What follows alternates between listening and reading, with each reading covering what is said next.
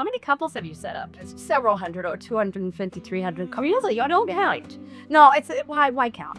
We came at the perfectly right time to mess up our children's lives. But COVID ruined everybody's lives, so we were fine. 33% of English-speaking immigrants will leave within the first 3 years because they don't find love or they don't find their job. But you came and you kind of rebuilt a piece of your career here. Can you talk to us about how you made that happen and how it's sustaining you and your identity here? It is a struggle. It's a struggle to get here.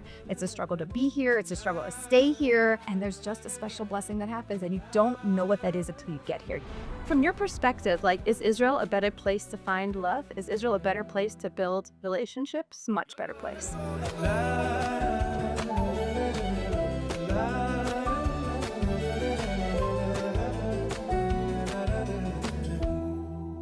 Welcome back to another episode of Yalla, Let's Go, the podcast that Erica and I decided that we needed to start to remind ourselves of why we made Aliyah. Why do we live here? So we are going to spend a number of episodes talking to people from all across tech, VC, influencers, chefs, athletes, you name it. And today we have the amazing opportunity to speak to a matchmaker. But before we do that, I want to ask Erica, post-check, how are you feeling about living in Israel today? Well, apropos our superstar guest, I feel really good about it today. I was just at a wedding the other night near Netanya of a friend who we both made Aliyah at the same time, like 20 years ago. And she just got married in her mid-40s. It was the most emotional, beautiful. We were at the same wedding. I was at that wedding. Really? With my son. Really? At table 7. Oh my I was at that wedding. Oh my goodness. It was very beautiful and emotional, Gorgeous. right? Oh, he cried while she was walking down the aisle, and I was like, they found love. It's so beautiful. It was like such an inspiring moment. So perfect transition to introduce our guest today, Aleeza Ben Shalom, who is known as one of the best known Jewish matchmakers out there and the host of Jewish Matchmaking on Netflix and in Olim. And it is our absolute pleasure and honor to ask you easy and hard and all of the questions today. So thank you for being with us. Thank you for having me. How many couples have you set up? Ooh, oh, it was set up? Like, how many couples are married? Yeah, it's several hundred or 250, 300. Really? I don't count. No, why count? It doesn't. They say you make 3 matches and you go to heaven. It's written nowhere. Nowhere. Is it written down here? I guess every rabbi in the world, it's written nowhere. But it is a massive mitzvah, even if you just set up yourself and get married. I didn't think if you just get one person married. So first, tell us your life story in a minute or less. How did you get into matchmaking in that story? Okay. Grew up in Philly, born and raised Jewish, conservative, loved my Judaism, but wasn't living my Judaism. Decided in my mid-20s to do some Jewish stuff. Came back from a retreat. I was like, oh my gosh, I'm in. Naseh b'nishma. I don't know what all the rules are, but like, game on. Let's do this Jewish thing. Started to keep kosher, started to keep Shabbat. And then I'm like, wow, you're Orthodox. And I was like, no, I'm just Jewish. I'm just practicing my Judaism. And I was like, okay, that's it. Great. Let's get married. So I went on a mission to find my husband. I spent a year trying to find him, and I found him. And a year later, I got married. Fast forward, we had 5 kids. We made Aliyah 5 years ago. And the Netflix show came out in 2023 and totally flipped my life. When I had my first 2 kids, I became a matchmaker online. I was like, just trying to figure out what to do. My grandma was like, oh, you could do matchmaking. I was like, okay, cool. So that's what I started doing, and I just never stopped. Wow. And tell us, how did you end up here? Why did you make Aliyah? Why Israel? So that was one of my deal breaker things when I was dating. I was like, if you don't want to make Aliyah, then I don't want to date you. And he's like, yeah, I want to make Aliyah. I was like, great. When? No, I need a timeline. So he said, like, whenever it's the right moment. I said, okay, 5 years. He said, whoa, too soon. I was like, okay. He said 10 years. I was like, too long. 7 years. We'll go in 7 years. And we tried to do that, but it just wasn't great timing. We got advice, we got guidance. We told our parents, who were devastated that we would be leaving, that we're not going to go. We don't have active plans until we see the signs of Moshiach, really, really here. We're not going. And 18 years later, we made Aliyah. yeah, COVID happened and I was like, we're done. We get out now. And he's like, how soon is now? I was like, as soon as Nefesh and Nefesh processes paperwork, that's now. And it was 8 months after we made that decision that we landed in Israel. That's amazing. Like mid-pandemic. Wow. Mid-pandemic, with my youngest being 7, my oldest being 17, and a pandemic puppy. And yeah, it's just convenient, easy. We came at the perfectly right time to mess up our children's lives. But COVID ruined everybody's lives, so we were fine. There wasn't school anyway. There was no school, so who cares? You're not getting a good education. You're getting no education. It makes no difference if you live in Israel. As a puppy, you'll be fine. Right. Everybody has a puppy. Life was good. Okay, so we're fans from before and currently, but you often talk about past, present, and future. I do. Yes, we are real fans. And you just alluded to that, and you're thinking about making Aliyah. Can you talk about that kind of in general and how that thinking influenced how and when you made Aliyah? So looking at life and my lifetime, I had a conversation with my husband, and somewhere in 2016, my mom passed away in 2016. And I said, listen, we got to go. I haven't planned. We'll get there by the time our oldest is entering high school, and then everybody else will follow along. You need to get there for high school. And we looked into the timing, and I was like, he's like, it's not going to work. It's not going to work. It's like, no, if we miss the moment, we're going to miss it. And then I was like, and that's it. And then we're stuck in America. And he's like, well, it's okay. You can visit. I was like, visit? I don't want to visit. I want to live there. I want to be there. And if I visit, that means my children live somewhere else. Then I have to go be there with them. I want everybody here. And it wasn't the right time until it was the right time. But at a certain point, I said, if we don't go now, we'll never go. Right. And then what? What do we live our life for? What do we want? What do we believe in? Where's our connection? If we love Judaism, we love Israel, we have a connection to spirituality and God, why are we not living the most Jewish, authentic life that we can live? And it's here. There's nowhere else that it's better. I'm sure you've spoken to a number of Olim. I have spoken to like 3 in the last couple of weeks who have made Aliyah actually looking for love, hoping to find their basher, their spouse, their person in Israel. From your perspective, like, is Israel a better place to find love? Is Israel a better place to build relationships? Much better place. You have so many options. You have people from all different countries speaking all different languages, culturally Jewish. There's many different flavors, and it's population dense. Yeah. Right? And it's people that are also passionate. Like, if you are in Israel, you have some grit, you have some inner strength that just gets you through things, because you can't live in Israel without that. You have to have really something strong in your core, which is also really good for marriage. And this isn't a dig for anybody who needed to get out of a marriage. Right. There's always an appropriate time. That's why it exists in Jewish law to do that. But there takes a lot of inner koach and strength and effort to actually live here and stay here, and to stay in a marriage also and build something. They have similar qualities, so it's the best place to be to find somebody. When I started building the organization, I found a piece of data that said 33% of English-speaking immigrants will leave within the first 3 years because they don't find love or they don't find their job. You're working on the love part of it, which we're so grateful for. But you came and you kind of rebuilt a piece of your career here. Can you talk to us about how you made that happen and how it's sustaining you and your identity here? Yeah, we came and everything was unknown for us. So we made Aliyah in March of 2021. I had been interviewing for the show. I knew it was a possibility, but nothing was done. It was actually just after we got off quarantine, because we were years during Bidud, that we were at the Kotel and we were praying and all of that. And there was like, my phone was buzzing. And I had a meeting with the producers to say, by the way, we're sending a contract. You got the job. I was standing at the Kotel when I received that message. I was like, okay, God, I kind of had a question. Like, is this going to be good for me? Is this going to be good for the Jewish people? Will it be good for my children? And, to get that message right there was something really powerful. And also it was something that did tremendously help to figure out how to make it here. My original plan was just, I'm portable. My job, dating, coaching, matchmaking, it's all virtual. I could be sitting in my car. It could be online. It could be in Israel. I could be in any place in the world. And we had a plan. I told my husband, listen, you take a sabbatical. Just, enjoy life for a year. You help out with the kids, the family, and cooking and schlepping and whatever needs to be going on, and enjoy the family. Like, we wanted that. and I'll figure out how to earn a living for the first couple of years. Let's whatever, and you'll figure out what you want to do here.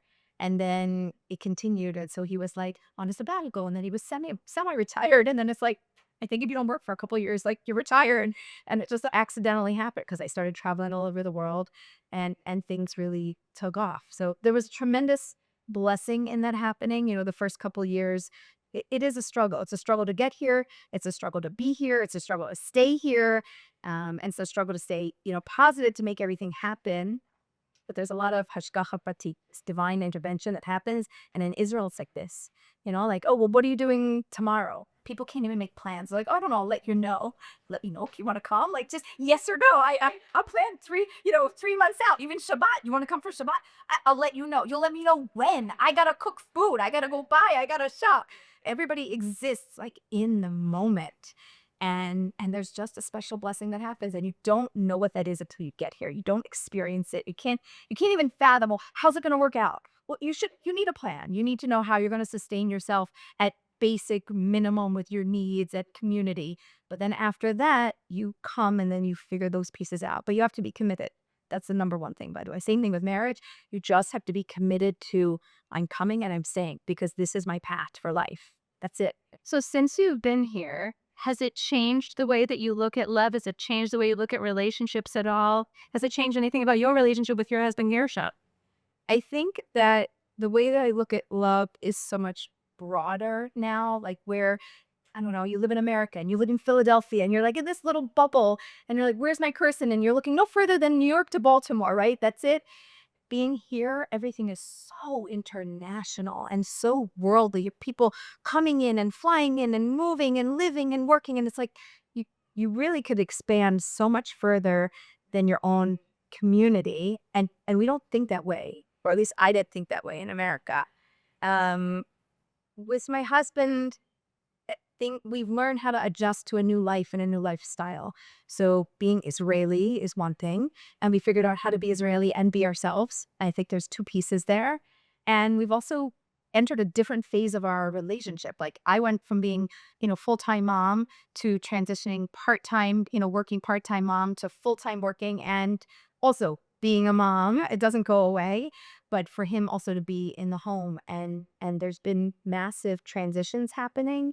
But I just see, just with all the people and culturally who they are and how people shift as they evolve here, there's a lot of inspiration. And so I think our relationship has evolved from the things that I see here from the different types of people and the different cultures, and just we're constantly learning and adapting. And some of it is just, it's like through osmosis. It's like it almost just happens organically as you're sleeping. Your brain processes it all, and like new behaviors start to come out. Tell us about the 5-5-5 rule. Oh, explain it. Yeah, I think you need 5 dates in no more than 5 hours. No, I'm not going to explain it. Get the book. 5 dates in no more than 5 hours per date, and no more than 5 days between dates. What 5-hour date?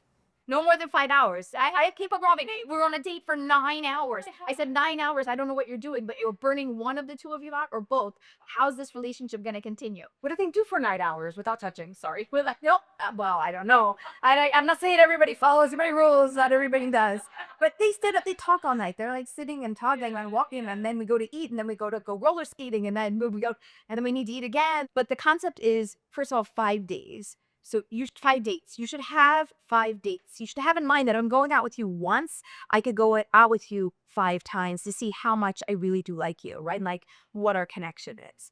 No more than 5 hours, because we don't want people to burn out, but also no more than 5 days between dates. Right. Because like, oh, I see you on Sunday, then I don't see you again until next Sunday. Like, I already forgot about you. Right. You are gone from my mind. Yeah. Or they like obsessively like a text, and that's ridiculous. Like you're saying, you should go out 5 times, and you should do that in a small amount of time. So not just 5 dates. You can say, let's keep going, or And in 2.5 weeks, we're done. And also, like, no touching. It solves every problem. And I don't care, religious, secular, old, young, you come from another culture, to say hello, like, good for you. That's your thing. But I'm just telling you, if you actually want clarity, and you don't need a therapist, and you don't need a dating coach, and you don't need a matchmaker, you literally need nothing and no one. If you don't touch and I want to see you again, I like you. And if we don't touch and you want to see me again, you like me. There's no question. It like literally removes all doubt. And by the way, I can convince men of this concept and they'll buy in faster than women. And they told me I go 10 if I like her. And all the women go, no, if I don't, then he's not going to stick around. They said, if you do that, he's not going to stick around anyway. And no, it's not true. And I was like, try it. Try it. So you talked a little bit before about like the struggles. There are struggles in living here. And I'd love to hear what are the hard parts for you since you made Aliyah a few years ago of life in Israel? Hebrew. I did an Ulpan years ago, and I learned Hebrew in university years ago. I was always like, whatever class I was in was here, and I was at the bottom of the class, like hanging on, trying to keep up with it, pretending that that was my level. And it all went in my brain. Like we learned dikduk and grammar and all these things, and it was like all brain hero. And like it just never came out of my mouth. There was no fluency. Like, so I came here and everybody's like, and I'm going, wait, what began is that? What? Past, present, future. Oh, I can contradict that. They're like, very good. I was like, but I can't use it in a sentence. Hebrew is the greatest challenge. Even if you're like, I don't know if we're going to learn to speak, read, and write Hebrew. So in your time here, you've been here now like 4 years, coming up on almost 5 years, including the last 2 years of war. Was there any moment when you were like, oh God, maybe we should go back? Never. Absolutely never. But we came with a plan. I told everybody it's going to be hard. Hebrew is going to be the hardest thing you have to deal with. I told my kids it's going to take at least 3 years. I really should have said 5. 5 is more accurate. Like you'll start to be comfortable at 5 years. We're just at the starting to be comfortable point.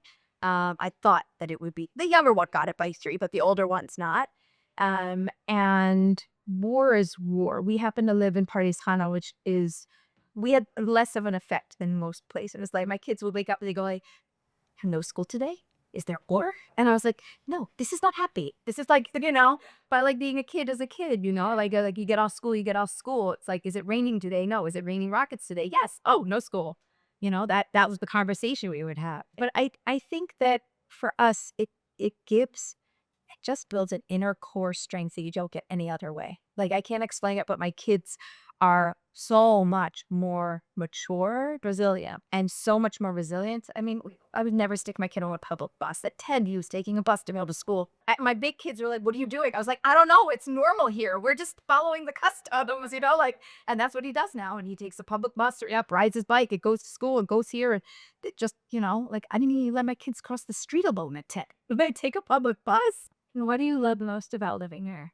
I think I love the Jewish people. I think I love that I am constantly surrounded by a Jewish life and lifestyle where even if you're the most secular person, you're picking up your challah on a Friday night and you're going home because that's what people do. Like even in our community, things shut down and not everybody's religious. We have a bunch of secular people, but like people are traditionally Jewish and like we know what Judaism means in our kishkas, in our guts. Like it's way down there and you see it and you feel it here and you can't feel that in America. Yom Kippur, the streets close it. Nothing. Nobody's on the roads. Nobody. It doesn't matter you're religious or secular. That doesn't exist. Just being a Jew exists and you can't get that anywhere else in the world.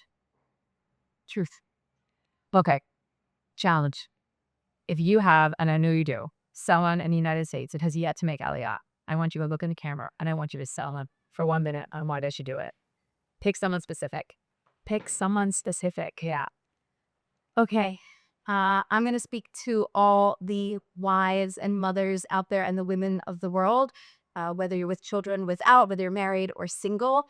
There is no better Jewish life and Jewish lifestyle that exists anywhere in the world. You cannot get a better Jewish education, not school. Education, what exists within you, within your life and your lifestyle, it will exist nowhere else. If you care about having Jewish children and grandchildren, if you care about the Jewish people and the future of the Jewish people, you will get it nowhere but here. This is the only place that you can get that. Everywhere else, it's nice. There's gorgeous Jewish communities. There's incredible people across the world. I've met them. I have traveled a ton. And that's fabulous. But you want a Jewish life, you want a Jewish lifestyle, you want a Jewish future, it's here. Wow. Can't argue with that. By the way, you should come now. Now's the moment because tomorrow doesn't exist. Only now. Just make plans. That's all. Just make plans. You have to come realistic. If you don't come realistic, you'll go back. So like we had a one-way ticket. We sold our house. We sold our cars. We got rid of the business, his business. Everything was done. Anything that we couldn't make work, we left. Too late now. Yeah, and then we go back and we visit family or they visit us. That's it. You can always visit. There's planes. It's funny because I think we're sitting at a venture capital and so many people often say, when should I found a startup? And a lot of people say, if we're in the boats, you have to quit your job. You have to give up everything. You want to build a business, you have to go all in. And I think it's what you're saying about living here is you have to say it's for good. One-way ticket. Visit, travel, do whatever you want. By the way, Europe is so close. You can just visit, hang out. Yeah. If you want the perks, the traveling opportunities are amazing and so much cheaper. Okay, last question. When you're 70 years old and you're looking back on your life, what is one thing that you think will have been true because you made Aliyah and moved to Israel that wouldn't have been true otherwise? What is one thing that will be true?